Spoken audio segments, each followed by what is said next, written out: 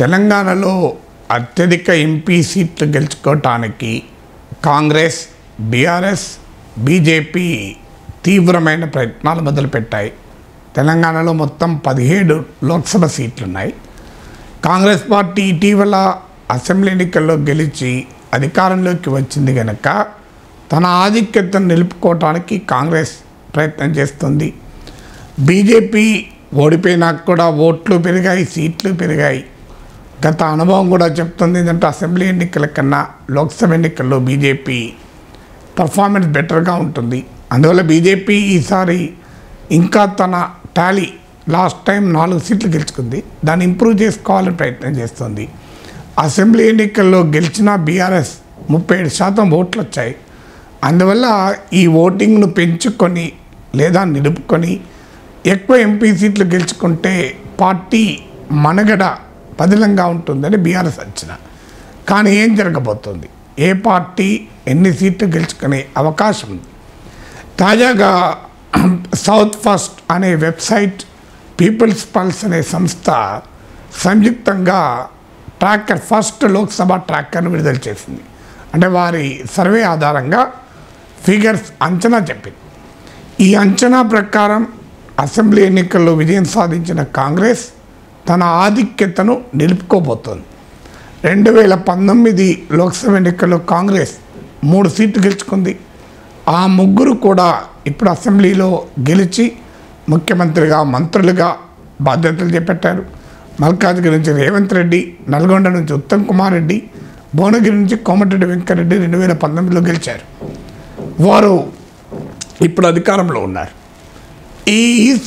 ఈసారి ఎన్ని సీట్లు రావచ్చు అని అంచనా వేస్తే చాలా ఆసక్తికరమైన ఫలితాలు ఉన్నాయి.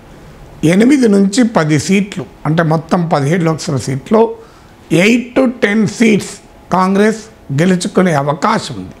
ఇదే జరిగితే కాంగ్రెస్ పర్ఫార్మెన్స్ 2019తో పోలిస్తే గణనీయంగా ఇంప్రూవ్ కాబోతుంది. ఎందుకంటే ఇటీవల అసెంబ్లీ ఎన్నికల్లో కూడా కాంగ్రెస్ పార్టీకి 9 లోక్సభ సెగ్మెంట్లలో ఆధిక్యత వచ్చింది. అందువల్ల ఆ ఆధిక్యతను నిలుపుకొని కాంగ్రెస్ పార్టీ ఈసారి 8 నుంచి 10 సీట్లు గెలుచుకోవచ్చు అని అంచనా. ఎందుకంటే ఆ పార్టీ ఓటింగ్ కూడా దాదాపు అసెంబ్లీ ఎన్నికల ఓటింగ్ నిలబెట్టుకోవడమే కాకుండా స్వల్పంగా పెంచుకోబోతుంది. 39% అబోవ్ అసెంబ్లీ ఎన్నికల్లో కాంగ్రెస్ ఓటింగ్ వచ్చింది. అది ఈసారి 40%కు రావచ్చని అంచనా. మీరు స్క్రీన్పై చూస్తున్నారు. 2019లో 2023 assembly elections, 2019 Lok Sabha election, 2023 assembly elections, 2024కు అంచనా. ఈ 3 ఫిగర్స్ పార్టీ వైజ్గా మీరు గ్రాఫిక్స్లో చూస్తున్నారు. అలాగే సీట్ ప్రొజెక్షన్ కూడా మీరు చూస్తున్నారు. సో కాంగ్రెస్ పార్టీ అసెంబ్లీ ఎన్నికల ఓటింగ్ నిలబెట్టుకొని ఆ మాటకొస్తే మార్జినల్గా ఇంప్రూవ్ చేసుకొని 8 నుంచి 10 సీట్లు గెలుచుకునే అవకాశం కనబడుతోంది. ఇక బీజేపీ, వాస్తవంగా బీజేపీ అసెంబ్లీ ఎన్నికల్లో ఓటింగ్ గణనీయంగా పెరిగింది. 2018లో 7% ఓటింగ్ వస్తే 2023లో 14% పెరిగింది.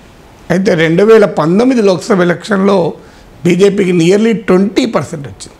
అంటే ఆ లోక్సభ ఎలక్షన్లో వచ్చిన ఓటింగ్ బీజేపీ అసెంబ్లీ ఎన్నికలను నిలుపుకోలేకపోయింది. లాస్ట్ ఎలక్షన్లో 4 సీట్లు బీజేపీ గెలుచుకుంది 2019లో. ఈ 4లో మనకు చాలా ఆసక్తికరమైందంటే ఇందులో 3 ఎమ్మెల్యేలుగా పోటీ చేశారు. ధర్మపురి అరవింద్, స్వయం బాపురావు, బండి సంజయ్ 3 కూడా ఓడిపోయారు. కిషన్ రెడ్డి ఒక్కరు పోటీ చేయలేదు, ఆయన ఎంపీగానే ఉండిపోయాడు. సో ఈ 3 ఎమ్మెల్యేలుగా పోటీ చేసి ఓడిపోయారు. ఇప్పుడు ఎంపీలుగా కొనసాగుతున్నారు, మళ్ళీ ఎన్నికలను ఫేస్ చేస్తున్నారు.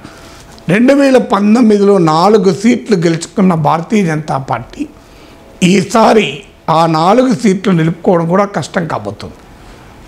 ఇది ఇంట్రెస్టింగ్ ఫ్యాక్ట్ ఏంటంటే ఇక్కడ బీజేపీకి ఓటింగ్ లోక్సభ ఎన్నికల్లో గణనీయంగా పెరుగుతుందని ఈ సర్వే అంచనా. ఇప్పుడు 2018 అసెంబ్లీ ఎలక్షన్లో 7% ఓటింగ్ వచ్చింది బీజేపీకి.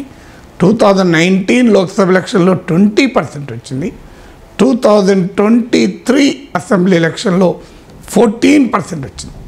2024 లోక్సభ ఎలక్షన్లో 23%, 23% ఓటింగ్ వరకు రావచ్చని అంచనా. అంటే అసెంబ్లీ ఎన్నికలతో పోలిస్తే 14% నుంచి 23% పెరుగుతుంది, భారీగా పెరుగుతుంది. కానీ సీట్లు మాత్రం 2 నుంచి 4, 2 to 4, 2 నుంచి 4 సీట్ల మధ్యనే రావచ్చు అని. అంటే అర్థం ఏంటి? తాము గెలుచుకున్న 4 సీట్లను కూడా బీజేపీ నిలుపుకోవడం కష్టం కాబోతుంది. ఎందుకు? దీనికి కారణం ఏంటంటే బీజేపీకి బలమున్న చోటే బీఆర్ఎస్కు బలం ఉంది. బీజేపీ 2023 అసెంబ్లీ ఎన్నికల్లో 8 ఎమ్మెల్యే సీట్లు గెలుచుకొని మరో 19 సీట్లలో సెకండ్ పొజిషన్లో ఉన్నాయి. ఇందులో అత్యధికం హైదరాబాద్లోనే ఉన్నాయి. అందువల్ల బీజేపీ బీఆర్ఎస్లకు 2 పార్టీలకు కూడా హైదరాబాద్లో నిజామాబాద్, కరీంనగర్, ఆదిలాబాద్ ఇలా కంపారిటివ్లీ బీఆర్ఎస్ కూడా బలమున్న ప్రాంతాల్లోనే బీజేపీకి ఓట్లున్నాయి. అందువల్ల 23% ఇంప్రూవ్ అయినా తన సిట్టింగ్ సీట్లైన 4 నిలుపుకోవడం కూడా బీజేపీకి కష్టం కాబోతుంది. ఎందుకంటే మీకు బీజేపీకి ఉన్న అడ్వాంటేజ్, డిసడ్వాంటేజ్ ఇదే. కన్సాలిడేటెడ్గా ఒకే చోట ఓట్లు కాన్సన్ట్రేట్ అయి ఉన్నాయి, హైదరాబాద్లో అలాగే ఉత్తర తెలంగాణలో. దీనివల్ల అసెంబ్లీ ఎన్నికలకు బెనిఫిట్ ఎక్కువ ఉంటుంది, ఎందుకంటే ఎక్కువ ఎమ్మెల్యే సీట్లు గెలుచుకోవడానికి ఉపయోగపడుతుంది. కానీ లోక్సభ సీట్లకు వచ్చే వరకు ఈ కాన్సన్ట్రేటెడ్ ఓటింగ్ ఆ రకమైన సీట్ల బెనిఫిట్ ఇవ్వదు. అందువల్ల బీజేపీ 2 to 4 సీట్స్ మాత్రమే గెలుచుకోవచ్చని అంచనా. కానీ గణనీయంగా మోర్ దెన్ 9%, 9 to 10% ఓటింగ్ బీజేపీకి పెరగబోతోంది. ఇది భవిష్యత్తుకు ఒక ఇండికేషన్. అందుకే ఇక్కడ బీజేపీ బీఆర్ఎస్ పొత్తు గురించి ప్రస్తావన రావడానికి కారణం ఇది. ఇక బీఆర్ఎస్ చూద్దాం. బీఆర్ఎస్ ఓటింగ్ గణనీయంగా తగ్గబోతుంది. అంటే మోర్ దెన్ 37% అసెంబ్లీ ఎన్నికల్లో ఓట్లు తెచ్చుకున్న బీజేపీకి బీఆర్ఎస్కు ఈసారి 31%కు పడబోతుంది. అంటే బీఆర్ఎస్ అసెంబ్లీ ఎన్నికల్లో వచ్చిన ఓటింగ్లో కూడా 6% కోల్పోతుంది. వాస్తవానికి అసెంబ్లీ ఎన్నికల సమయంలోనే బీఆర్ఎస్ భారీగా ఓటు కోల్పోయింది 2018తో పోలిస్తే. ఇప్పుడు అసెంబ్లీ ఎన్నికల్లో వచ్చిన ఓట్లు కూడా బీఆర్ఎస్ నిలుపుకోలేకపోతుంది. నియర్లీ 6% డ్రాప్ కాబోతోంది. దీంతో బీఆర్ఎస్ ఓటింగ్ 31% మించదు. అంటే బీఆర్ఎస్కు బీజేపీకి మధ్య గ్యాప్ తగ్గుతోంది. అసెంబ్లీ ఎన్నికల్లో తీసుకుంటే బీఆర్ఎస్కు 37% వస్తే బీజేపీకి 14% మాత్రమే వచ్చింది. కానీ లోక్సభ ఎలక్షన్స్కి వచ్చే వరకు బీఆర్ఎస్కు 31% వస్తే బీజేపీకి 23% రాబోతుంది. అంటే బీఆర్ఎస్ బీజేపీ చాలా దగ్గరగా పర్ఫార్మెన్స్ చూపుతున్నాయి. దీనికి కారణం ఏంటంటే ఇది లోక్సభ ఎలక్షన్స్ కావడం, మోడీ ప్రభావం ఉండడం, జాతీయ స్థాయి ఎన్నికలు కనుక మోడీ వర్సెస్ రాహుల్ గాంధీ అని ప్రధానమంత్రి పదవికి కూడా ఇదే నెరేటివ్ ఉండబోతుంది. కంపారిటివ్లీ నార్త్లో ఉన్నంత అనుకూలత మోడీ పట్ల లేదు. కంపారిటివ్లీ నార్త్లో ఉన్నదానికన్నా రాహుల్ గాంధీ పట్ల అనుకూలత ఎక్కువగా ఉంది. కారణం రాష్ట్రంలో కాంగ్రెస్ గెలవడమే ఇందుకు కారణం. అందువల్ల జాతీయ ఎన్నికలు కావడం, బీజేపీ వర్సెస్ కాంగ్రెస్గా ఈ ఎలక్షన్ దేశంలో ఉండడం, మోడీ వర్సెస్ రాహుల్ గాంధీ నెరేటివ్ వల్ల బీఆర్ఎస్ మరో 6% ఓటింగ్ కోల్పోతుంది. అందుకే బీఆర్ఎస్ వారి ఆలోచన ఏంటంటే తమకున్న 31%, బీజేపీకి ఉన్న 23% కలిస్తే 54% ఓటింగ్ వస్తుంది. కాంగ్రెస్కు 40% మాత్రమే ఉంటుంది ఈ సర్వే ప్రకారం. అంటే చాలా క్లియర్గా కాంగ్రెస్ పైన అరిథమెటిక్ అడ్వాంటేజ్ వస్తుంది. పొలిటికల్ కెమిస్ట్రీ బీజేపీ బీఆర్ఎస్ పొత్తు నచ్చని వారు కొంతమంది వెళ్ళిపోయినా స్టిల్ ఈ పొత్తు వల్ల ఉభయులకు లాభం అన్నది బీఆర్ఎస్ ఆలోచన. కానీ బీజేపీ ఆలోచన ఏంటంటే తమ భవిష్యత్తు రీత్యా చూసుకుంటే బీఆర్ఎస్ దెబ్బతింటూ ఉండడం, బీజేపీ పెరుగుతూ ఉండడం ఆ పార్టీకి అడ్వాంటేజ్. సో భవిష్యత్తు రాజకీయాల రీత్యా తమకు అడ్వాంటేజ్ కనుక బీఆర్ఎస్తో పెట్టుకోవడం పైన బీజేపీలో తీవ్రమైన వ్యతిరేకత ఉంది. ఇక వివిధ వర్గాల వారిగా చూస్తే గ్రామీణ ప్రాంతంలో అసెంబ్లీ ఎన్నికల సమయంలో కాంగ్రెస్ భారీగా ఆధిక్యత సంపాదించింది. ఈ ఆధిక్యత కొనసాగించబోతోంది.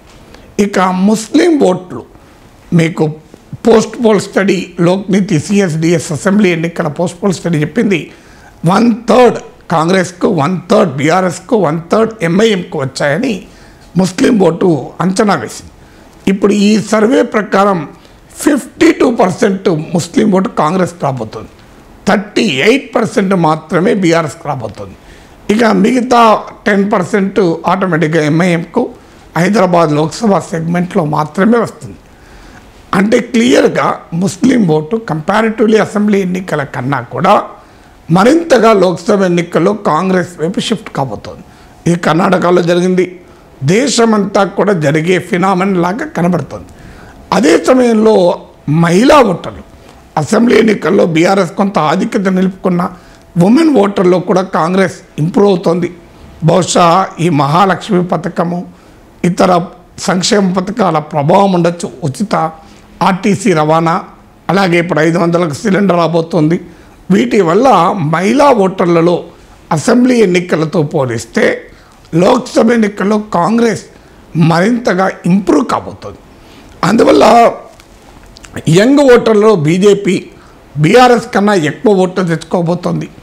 అందువల్ల క్లియర్గా బీఆర్ఎస్ మరింతగా దెబ్బతింటోంది, కాంగ్రెస్ తన ఓటింగ్ను నిలబెట్టుకుంటోంది. బీజేపీ ఓటింగ్ పెరిగినా అది సీట్ల రూపంలో పెద్ద ప్రభావం చూపట్లేదు.